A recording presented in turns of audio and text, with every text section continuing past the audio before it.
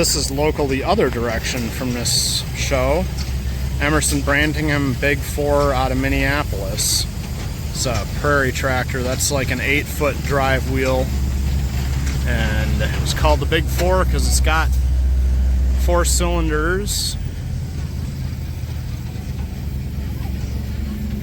And the whole engine is parked up here on top of the drive wheels because they thought that getting all the weight on the drive wheels would be the best arrangement.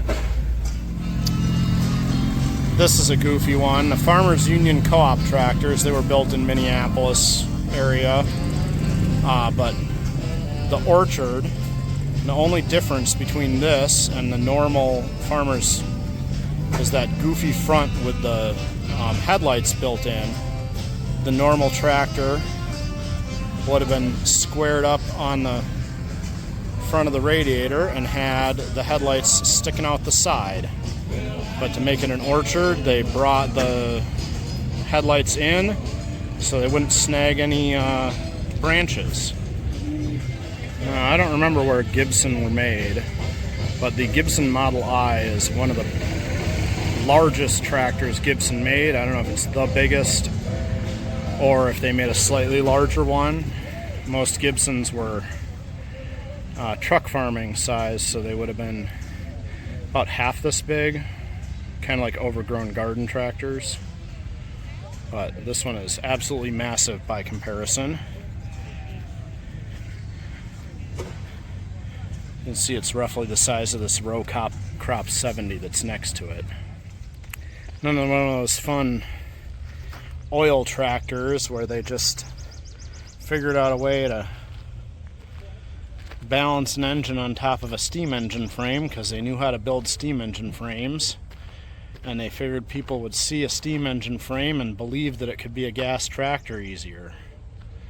But obviously these things are tall and heavy, and the space the boiler occupies is more or less wasted on a lot of them. So they never really took off. Here's another interesting thing. A back mast drag loader. So on the back of this John Deere GP, you can see the foot underneath there that you'd extend down to stabilize the mast for the loader. You'd park the tractor, stabilize that mast, and then this bucket can be used as a drag to push material up and out and dump it at the top of the hill at the end of the mast. It's got a little all friction drive clutches off of the PTO, and you can move that mast and raise and lower it to scoop things and move them left to right typically, or push them up into a bigger hill pretty easily.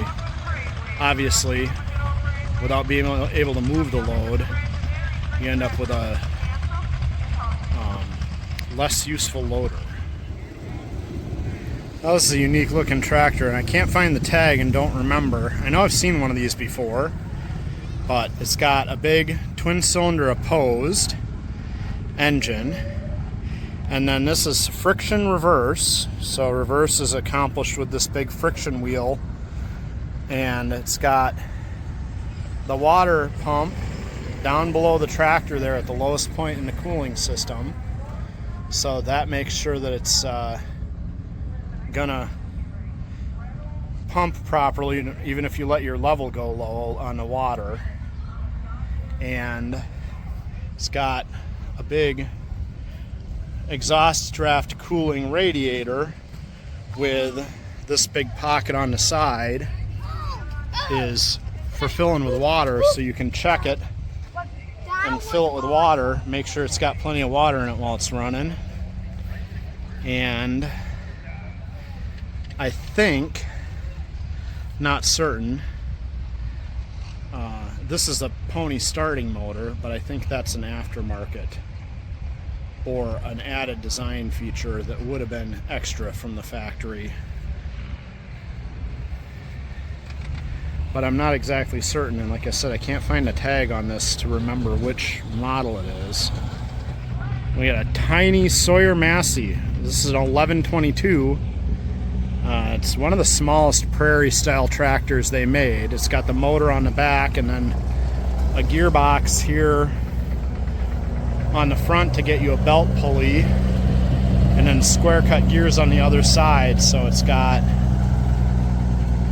kind of a mishmash of design features to make it a smaller tractor. And because the engine is mounted inline instead of crossways, they actually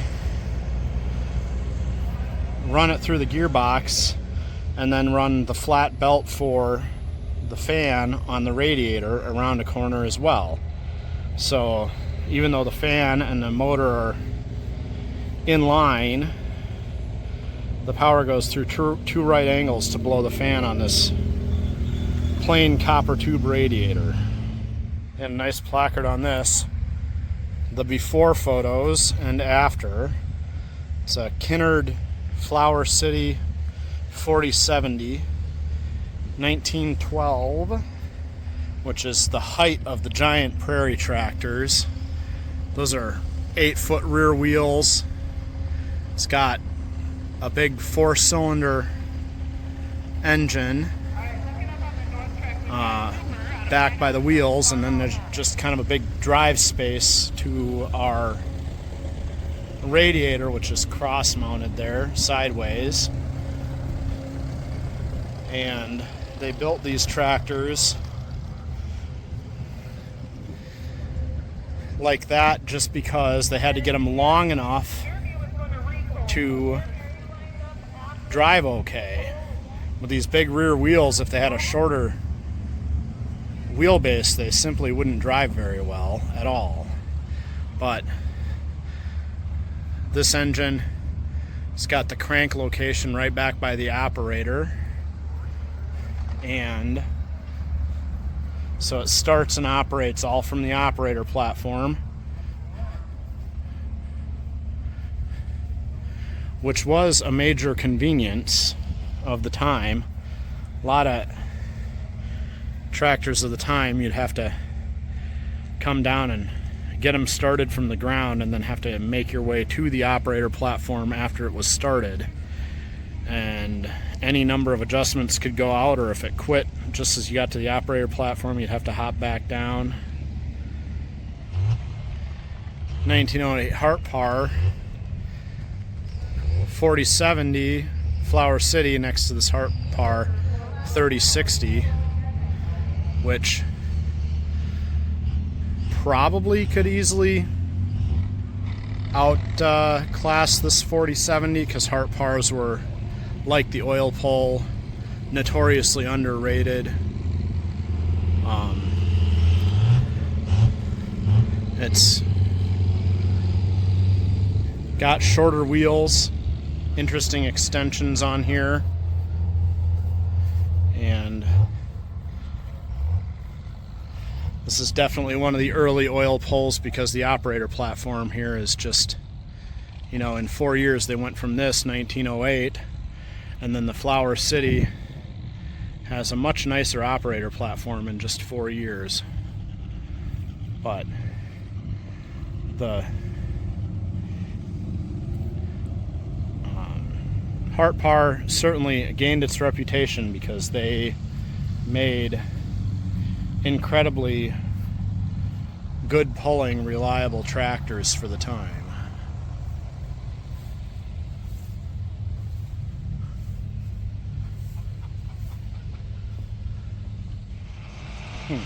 Pair of medium-sized prairie tractors here. This Altman Taylor 2245 and this 1836 Avery, both about half the size of the largest tractors they made. And then I think Avery made another tractor like this that was a little smaller, and I think that might be this, that 2245 might be the smallest Altman Taylor that they made. And then along the line here, Fairbanks Morse 1525. They kind of quit after a bit. They just never sold as much as Fairbanks Morse wanted, and they had a lot better business in industrial engines and small farm engines.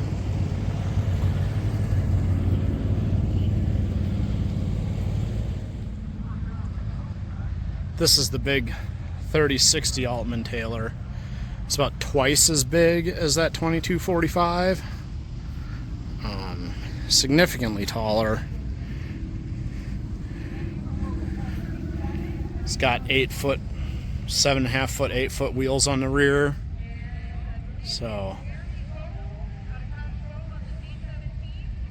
and apparently this one came out of road service. These were a popular road service engine because they could haul really hefty loads. And the radiators were pretty good under road building conditions. So